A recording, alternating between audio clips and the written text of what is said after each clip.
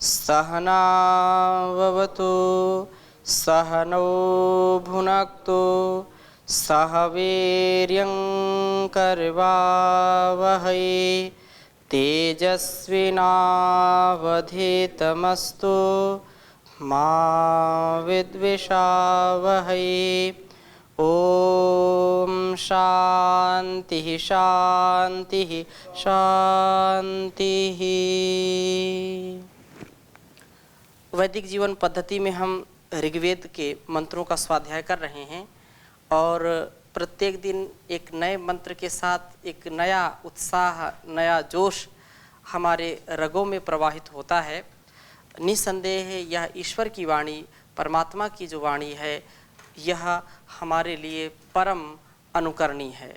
इसके द्वारा दिए गए जो उपदेश हमारे लिए हैं, संदेश हैं, उसको हम आत्मसात करें। यदि अपने परिवार को, समाज को, राष्ट्र को, इस संसार को उन्नत बनाना चाहते हैं, अपने जीवन को यदि उन्नत बनाना चाहते हैं, तो प्रत्येक दिन कम से कम एक वेद मंत्र का स्वाध्याय जरूर करना चाहिए। क्योंकि जो भी अलग अलग मत, पंथ, संप्रदाय आदि को मानने वाले लोग हैं, वो भी बहुत ही श्रद्धा के साथ, लगन के साथ एक एक घंटे, दो दो घंटे इसके लिए निकालते हैं। तो क्या हम सनातन धर्मी कहने वाले, जो इस वैदिक परंपरा में अपने आप को रखने वाले, वेदों को मानने वालों का ये कर्तव्य नहीं है कि हम रोज़ एक दिन कम से कम एक एक वेद मंत्र का स्वाध्याय करें? अर्थात ज़रूर हमको करना चाहिए, इसमें कोई प्रमाद नहीं करना चाहिए। और जिस घर में वेदों का स्वाध्याय नहीं होता है, जिस घर में यज्ञ नहीं होता है, जिस घर में अतिथियों का सत्कार नहीं होता है, जिस घर में बड़ों का आदर नहीं होता है, वह घर शमशान के समान कहा जाता है। मैंने कई बार इस पर संकेत किया। आचार्य चाणक्य का श्लोक कई बार मैंने आपके समक्ष रखा है और हमको बार बार उसको सुनना चाहिए, ताकि हम वैसा कोई भी कार्य ना करें जो हमारे लिए करनी नहीं है।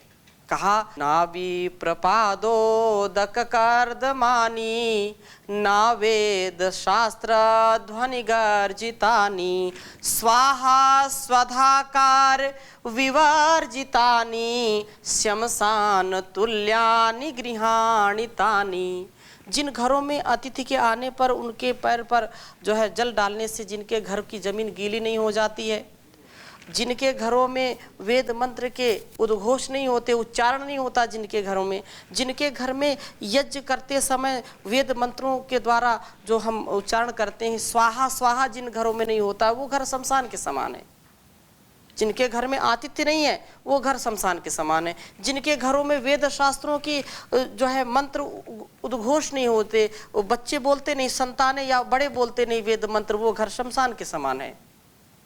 जिन घरों में कहा कि स्वाहा स्वधाकार विवर्जितानि, जहां पर स्वाहा स्वाहा नहीं बोला जाता है, जहां पर माता पिता को आइए बैठिए, लीजिए, खाइए, पीजिए, ऐसे माता पिता और बड़ों का सत्कार जिनके घरों में नहीं होता, वो घर शमशान के समान हुआ करते हैं।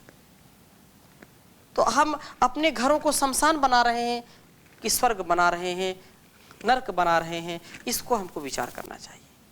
और जब वेद मंत्र के उद्घोष होंगे, रोज यज्ञ होगा, जो हमारी पावनी परंपरा है, वेदों के स्वाध्याय से हमारा परिवार सुंदर होता है, सजग होता है, सावधान होता है। तो इस परंपरा को हम मान रहे हैं, तो इसमें जीने का भी हमको प्रयास करना चाहिए। इसलिए कहा कि स्वर्ग कौन है, तो उसी में सा जोड़ दिया, सावी प्रपादोदक कर्दमानी, सावेद शास्त्र ध्वनि गर्जितानि, स्वाहा स्वधाकार निरंतराणि, स्वर्गानि तुल्यानि गृहाणि तानि। वे घर स्वर्ग के समान होते हैं जहां पर आतिथ्य सत्कार होता है, अतिथि देवो भव, जहां पर वेद शास्त्रों की चर्चा होती है, जहां वेद शास्त्रों के मंत्रों का और जो है सूत्रों का वाचन होता है, उच्चारण होता है, तथा स्वाहा स्वाहा करके जहां आहुतियां दी जाती हैं, पूरा परिवार आकर के बैठता है, छोटा हो बड़ा हो, सब आकर के आहुतियां देते हैं, तो हम रोग दोष से भी बचते हैं। तो ऐसी परंपरा जो वैदिक परंपरा है, वैज्ञानिक परंपरा है, उसको हम आत्मसात करें। और ऐसा करने से फिर अपने आप माता पिता, गुरु, आचार्य तथा हमारे जो बड़े बुजुर्ग हैं, उनकी हम इज्जत करते हैं, उनका सम्मान करते हैं, उनको गौरव देते हैं। और यही होना चाहिए सुखद समाज के लिए, सुखद परिवार के लिए और सुखमय राष्ट्र की यदि हम उन्नति चाहते हैं, सुखमय इसको बनाना चाहते हैं, तो ये अवश्य करना ही पड़ेगा और कोई उपाय नहीं है। इसका यही उपाय है कि हम वेदों के स्वाध्याय से, जैसा हमने वेद स्वाध्याय किया है वैसा जीने का हम प्रयास करें। तो आज हम नए वेद मंत्र का स्वाध्याय करेंगे और बहुत ही सुंदर बात कही है, प्रभु का स्मरण करना, प्रभु नाम का स्मरण करना। उस प्रभु के नाम के स्मरण से हमारा जीवन सार्थक होता है, सुंदर होता है, अच्छा होता है। तो इसको पहले मैं लिखता हूँ, फिर आगे इसकी चर्चा करूँगा।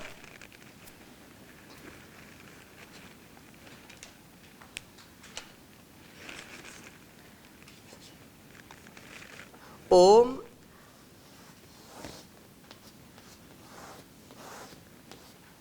आदः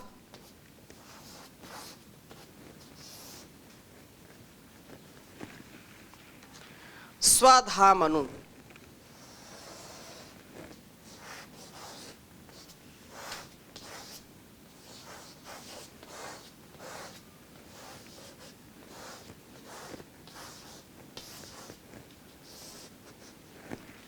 ओम आदः स्वधामनु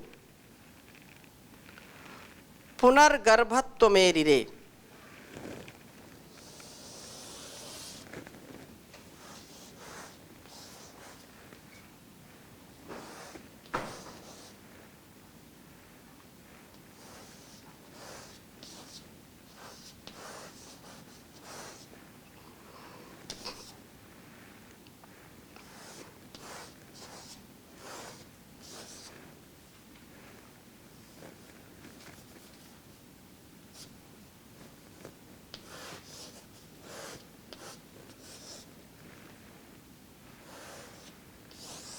पुनर्गर्भत्वमेरिरे।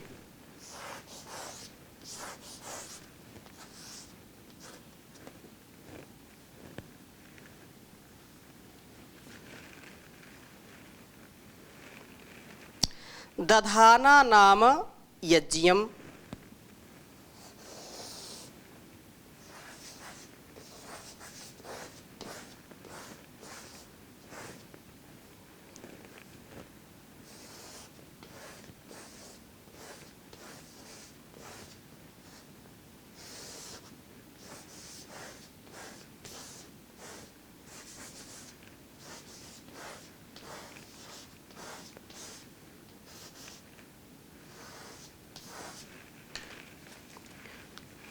एक बार उच्चारण करेंगे।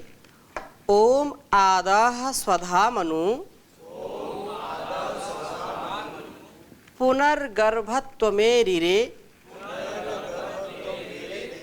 दधाना नाम यज्ञम। ओम आदाह स्वधामनु पुनर्गर्भत्वमेरिरे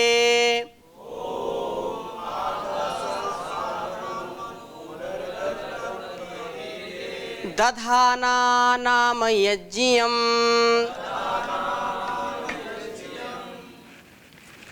बहुत ही सुंदर मंत्र है और भाव इस प्रकार से कहा है कि जो आद अह आदह आद, इसके बाद अह ही अंतर्मेव उषा काल। हमने पिछली कक्षा में इसके पहले वाला मंत्र जो प्रथम मंडल के छठे सूक्त का हमने तीसरा मंत्र पढ़ा था, भक्त के लक्षण, और इस चौथे मंत्र में प्रभु नाम का स्मरण। तो वहाँ पर जो गत मंत्र में जो जीवन को बिताने वाले व्यक्ति जो कैसे जीवन को बिताते हैं उसके बाद की ये बात है कि आत, इसके बाद अह ही अनंतरमेव उषा काल में उठे और उठते ही स्वधाम। क्योंकि तीन लक्षण बताए थे भक्त के वेद मंत्र में कि प्रथम जो अध्यात्म का जो पथ चयन करते हैं, आध्यात्मिक जो जीवन जीते हैं या जो ईश्वर के भक्त होते हैं, वे तीन प्रकार से अपने को विकसित करते हैं। पहला कहा था कि अज्ञानियों को ज्ञान देते हैं, स्वयं पहले ज्ञानी बनते हैं और दूसरों को भी ज्ञान देते हैं। दूसरी बात बताई थी कि वो स्वयं प्रसाद से, दीप्ति से, प्रकाश से स्वयं विकसित होते हैं और फिर दूसरों के अंदर भी उत्साह देते हैं, उनको प्रेम देते हैं और उनको भी बहुत सुंदर बनाते हैं। और तीसरी बात बताई थी सदा उषा काल में उठते हैं, वो सुबह जल्दी से उठते हैं और दूसरों को भी उठाते हैं। जो सोया होता है तो उठाएगा क्या? किसी को नहीं उठाएगा। जो उठता है वही उठाता है, जो जगता है वही जगाता है, जो सोता है वो तो दूसरों को भी सुलाता है। यदि कोई बगल में सो रहा है तो दूसरों को भी नींद आती है कि यार ये तो सो रहा, चलो मैं भी जरा सा पैर सीधा कर लूँ, और वो भी सो जाता है। तो जो सोता है दूसरों को सुलाता है, जो जागता है वो जग गया एक व्यक्ति तो दूसरे को नींद नहीं आएगी, यार ये उठ कर के ही सुबह सुबह शुरू हो जाता है, तो फिर वो भी मजबूरी में उठता। ऐसा करते हैं क्या? ऐसा ही है, ऐसा ही है। तो जो है, जो कहने का आशा क्या है कि जो उषा काल में उठता है वो दूसरों को भी उठाता है। परम पूज्य श्री स्वामी जी महाराज ने सुबह सुबह उठ करके स्वयं पहले उठे और उठ करके हजारों लाखों करोड़ों लोगों को सुबह उठना सिखा दिया कि नहीं सिखा दिया? पूरे देश और पूरी दुनिया को। तो ये क्या है? ये सबसे बड़ा उदाहरण हमारे सामने परम पूज्य महाराज श्री का।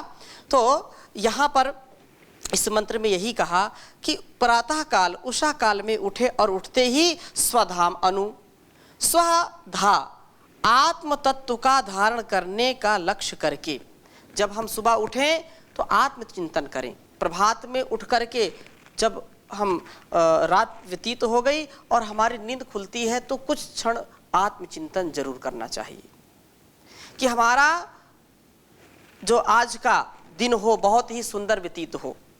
हे परमपिता परमेश्वर, आज आपने एक नया जीवन मेरे लिए दिया है।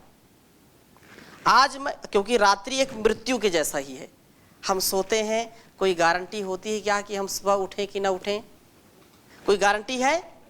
तो रात्रि तो मृत्यु के समान है और दिन हमारा एक जीवन है। तो उस जीवन को कौन देने वाला है? परमात्मा देने वाला है। तो हम उठ करके आत्मचिंतन करें सुबह उठ करके। और आप वेद मंत्र बोलते हैं, प्रातरग्निम प्रातरिम इंद्रम। तो हम इंद्र को जो है बुलाते हैं, अश्विना को बुलाते हैं, वरुण को बुलाते हैं, अलग अलग जो दैवी शक्ति हैं उनको बुला करके अपने जीवन में सुमति की कामना करते हैं, अपने जीवन में सुंदरतम करने का हम आह्वान करते हैं, सुंदरतम जीवन जीने का संकल्प लेते हैं। सुबह सुबह लेते कि नहीं लेते?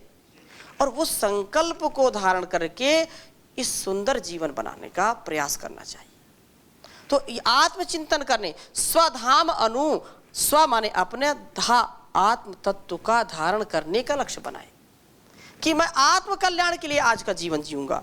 एक भी कोई ऐसा कार्य दिन में नहीं मेरे से होगा जो आत्म ग्लानि मेरे अंदर आ जाए। ऐसा कार्य करना है जिससे मेरा आत्म सम्मान, आत्म गौरव बढ़े, आत्म कल्याण जिससे मेरा हो सके। तो ऐसा कर्म करना। और पुनः फिर गर्भत्वम, उस प्रभु के गर्भ में होने की भावना को भी जो है एरिरे अपने में प्रेरित करते हैं। अर्थात इस प्रकार से चिंतन करने लगते हैं कि मैं कहाँ हूँ? प्रभु के गर्भ में हूँ। जैसे माँ के गर्भ में शिशु बिल्कुल सुरक्षित होता है कि नहीं होता? माँ की गोद में शिशु सुरक्षित होता है कि नहीं होता है? दुनिया में चाहे प्रलय आ जाए, यदि बच्चा संतान माँ की गोद में है या माँ की कोख में है तो उसको कोई चिंता नहीं होती। क्यों?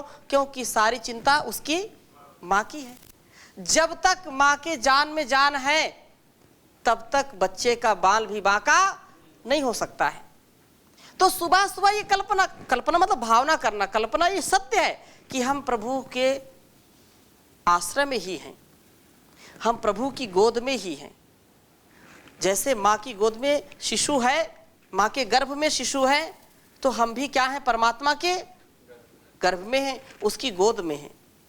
हमारी सदा सर्वदा सर्वत्र रक्षा होगी, ऐसा पूरा विश्वास करना चाहिए, ऐसा मनन चिंतन करना चाहिए। जैसे आप मंत्र पाठ पढ़ते हो ना, सुबह सुबह यज्ञ करते हैं अमृतोपस्त्रणमसि स्वाहा, अमृतापिधानमसि स्वाहा। इसका अर्थ क्या है? इसका अर्थ यही है कि हे परमपिता परमेश्वर, आप अमृत के समान हैं और आप हमारे उपस्तरण हैं, आप हमारे बिछौने हैं, आप हम ओढ़ने वाले भी आप ही हैं। कहने का आशय क्या है? आप मेरे नीचे भी हैं और आप मेरे ऊपर भी हैं। माँ की गोद में हैं, एक हाथ माँ नीचे रखी, एक हाथ ऊपर रखी हुई है, तो पूरी सुरक्षा हो गई कि नहीं? माँ अपने आंचल में लिटा लिया और ऊपर से हाथ सहलाती है, तो नीचे से भी मेरी रक्षा हो रही है और ऊपर से भी मेरी रक्षा हो रही है। बताओ, ऐसे संतान का कौन क्या कर सकता है, जिसको चारों ओर से स्नेह मिल रहा है, प्रेम मिल रहा है। तो आप हमारे अभिधान हो, आप ही हमारे सब ओर हो, आपकी अमृतमय गोद में छिपे हुए, उसी प्रकार से जैसे माता की गोद में शिशु आकर के छिप जाता है, आपसे हम सदा रक्षित होते हैं। भय की क्या बात है? इस स्थिति में ना तो हमें कोई रोग सता सकते हैं और ना ही काम क्रोध आदि ये जो रोग हैं आ सकते हैं। हम तो बिल्कुल यज्जियम नाम, जो कहा नाम यज्जियम, आपके पवित्र नाम को दधाना, धारण किए हुए हैं, सदा आपके नाम का जप करते हैं। और यह नाम का जप, उसका जो है चिंतन करना, उसके चिंतन से हमारे मन में शांति, सुख, समृद्धि और आनंद का आधान होता है, स्फूर्ति हमारे अंदर प्रसरित होती है। इसलिए हमको सशक्त बनाता है परमात्मा, अंदर से सशक्त बनाता है। आत्मबल सबसे बड़ा बल है, शरीर बल से भी बड़ा क्या है? आत्मबल बड़ा है। आत्मबल यदि हमारे जीवन में है तो हम कभी भी पराजित नहीं होते हैं, कभी भी हताश निराश नहीं होते हैं। अतः जब प्रभु की हम गोद में हैं, उसकी शरणागति को प्राप्त हैं, तो संसार का कोई भी व्यक्ति, कोई भी रोग भोग या कोई भी शत्रु या कोई भी संकट का पहाड़ आकर के हमारे ऊपर टूट नहीं सकता है, हमको दबा नहीं सकता है। हम उठते ही आत्म तत्व को धारण करने के लिए इस भावना को अपने जीवन में अपने आप प्रेरित करें कि हम प्रभु की अमृतमय गोद में हैं, और उस प्रभु के पवित्र नाम का जप व अर्थ चिंतन करने में अपने अवकाश को बिताने का ध्यान करें कि आज का जो जीवन मिला है, एक बात हमेशा हमको ध्यान में रखनी चाहिए, सारी समस्याओं का समाधान इसमें छिपा हुआ है कि हमको किसी के मोटिवेशन की आवश्यकता ना पड़े। मेरी बात गंभीरता से समझिए, ऐसा अपने जीवन को बनाना चाहिए कि किसी के भी मोटिवेशन, किसी की भी प्रेरणा की आवश्यकता ना पड़े। यदि आप सुबह उठ करके ये काम करते हैं, शुभ विचारों से आप भर जाते हैं, तो निश्चित रूप से आप स्वप्रेरित हो जाएं, स्वचालित हो जाएं, दूसरे के द्वारा चालित ना हो। दूसरे तो आपको बार बार धोखा देंगे, बार बार आपको कष्ट देंगे, दुख देंगे, उनके कहने की कोई गुंजाइश ना हो। ऐसा काम करिए, ऐसी भावना में रहिए, ऐसी उच्च चेतना में रहिए कि आपको समझाना ना पड़े किसी को, अरे भाई ऐसा मत करो, ऐसा नहीं करना चाहिए, ऐसा शोभा नहीं देता है, ऐसे मत रहो, दुखी मत हो, निराश मत हो। ये अगर हम संकल्प कर लें तो समझ लीजिए हमारा जीवन धन्य। और ऐसा करना चाहिए, ऐसा करना चाहिए। मैं भी प्रयास करता हूँ कि मैं अपने जीवन को इतना उन्नत बनाऊं उस परमात्मा की सन्निधि में कि मुझको किसी के मोटिवेशन की आवश्यकता ना पड़े। इसका तात्पर्य ऐसा नहीं कि कोई यदि आपके पास आकर के सहानुभूति दिखाए और मोटिवेशन दे तो आप उसको बोलो मुझको आवश्यकता नहीं है, ऐसा कदापि नहीं। उसका कर्तव्य करे, वो समझा रहा कोई तो इसका तात्पर्य नहीं कि नहीं तुम्हारे समझाने की आवश्यकता नहीं, तुम जाओ। अपमान नहीं करना। कहने का आशय ये है कि एक पल के लिए हमको अपने आप को दुखी नहीं करना, एक पल के लिए हताशा निराशा नहीं आनी चाहिए, एक पल के लिए अवसाद में नहीं जाना है, एक पल के लिए ये किसी के सामने झुकना नहीं या किसी को ऐसा नहीं दिखाना कि अरे ये तो बेचारा है, ये तो बड़ा दुखी है, ये बेबसी का मारा है, और वो उस सहानुभूति दिखाए, ऐसा बिल्कुल नहीं। अंदर से आप पूरे सजग, सावधान और उत्साह से भरपूर रहेंगे तो निश्चित रूप से परमात्मा बहुत कारसाज है और वो हमारे जीवन की उन्नति के लिए, सदगति के लिए सदा आगे बढ़ाता रहता है। वो हमारे पास है, हमारे लिए प्रेरणा करता है। तो हम जब रात्रि में सोएं, आप मतलब गुरुकुल में तो ये परंपरा ही है, आत्मचिंतन करते हैं, शिव संकल्प मंत्र बोलते हैं, पूरा सुबह से शाम तक मंत्र युक्त जीवन है। लेकिन जो लोग नहीं जानते इस विधा को, इस विधि को, इस विद्या को, उनको जरूर ये काम करने चाहिए। रात्रि में सोने से पहले ईश्वर का धन्यवाद करें। रात्रि में सोने से पहले 10 मिनट, 20 मिनट, जो भी समय उपलब्ध है, ईश्वर की प्रार्थना करते हुए, उसकी शरणागति की कामना करते हुए धन्यवाद करें कि आज का जो जीवन मिला था मैंने अच्छी प्रकार से जिया। और यदि मेरे से कोई त्रुटि हो गई है, मैंने किसी का दिल दुखाया है या मेरा किसी ने दिल दुखाया है, तो मैं उसको क्षमा करता हूं। और जिसके साथ ये द्रोह हुआ या मैंने किसी का दिल दुखा, वो भी मुझको क्षमा करे। और मैं नहीं जानता हूं मेरे लिए क्या कल्याणकारी है, ये सब आपके न्याय के ऊपर मैं छोड़ता हूं। हे ईश्वर, मेरा किसी से कोई बैर नहीं, कोई द्वेष नहीं। आपने ये जीवन दिया, आज का मैंने बहुत अच्छा करने का प्रयास किया। आगे आज के बाद अगला जीवन देंगे, उसमें और अच्छा करने का प्रयास करूंगा। मैं चैन की नींद सो सकूं, ऐसा मुझको सामर्थ्य प्रदान करिए। और वो इस प्रकार से 10 दिन, 1 महीने कोई व्यक्ति करे तो उसके अंदर असीम उत्साह आएगा, मन शांत होगा। सुबह उठ करके जो यहाँ बात कही जा रही है, सुबह उठ करके भी धन्यवाद करें। और हमारे शास्त्रों में इसका विधान है, क्योंकि जब हमारा विचार डिवाइन थॉट्स, दिव्य विचार होंगे, तो वो बहुत आवश्यक है फॉर डिवाइन पर्सनालिटी। दिव्य व्यक्तित्व के लिए दिव्य विचार बहुत आवश्यक हैं। विचार की बहुत बड़ी शक्ति है। ये मंत्र क्या है? विचार ही तो है। मंत्र का तात्पर्य क्या है? विचार। तो विचार की बड़ी शक्ति है। आज जो दुनिया में लोग क्या क्या बन जाते हैं, उसके पीछे का कारण क्या है? विचार। आज कोई तीर, तलवार, गोले बारूद या इसका जो है युद्ध समाप्त हो गया। अब क्या युद्ध चल रहा है? वैचारिक युद्ध चल रहा है। वैचारिक युद्ध को हमको जीतना है, उसमें अग्रणी बनना है। सद्विचारों से, सद्विवेक से, जो हमारे ऋषियों ने हमको समझाया है, हमारे लिए उपदेश किया है, उसको हम अपने जीवन में उतारेंगे और उस परमात्मा को सदा स्मरण करते रहें। वो सदा हमारे साथ रहता है, हमारे पास रहता है। और वो स्वयं किसी कवि ने बहुत सुंदर लिखा है, पास रहता हूँ तेरे सदा मैं, अरे तू नहीं देख पाए तो मैं क्या करूं। मूढ़ मृग तुल्य चारों दिशाओं में तू ढूंढने मुझको जाए तो मैं क्या करूं। कोसता दोष देता है मुझको सदा, मुझको यहाँ ना दिया, मुझको वहाँ ना दिया। श्रेष्ठ सब से मनुष्य तन तुझको दिया, सब्र तुझको ना आए तो मैं क्या करूं।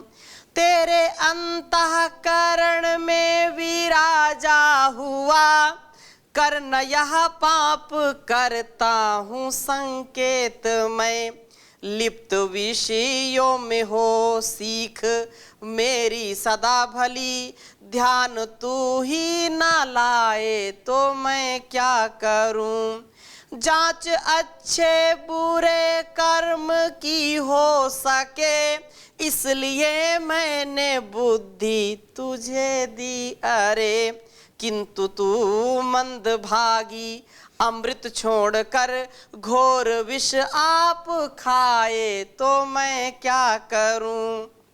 फल फूल शाक मेवा दुग्ध ये सम दिव्य आहार मैंने है तुझको दिए, तू तंबाकू नशे मध्य मांसादि खा, रोग तन में बसाए तो मैं क्या करूं।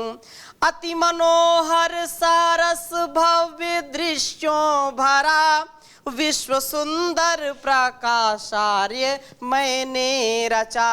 अपनी करतूत से स्वर्ग वातावरण नरक तू ही बनाए तो मैं क्या करूं।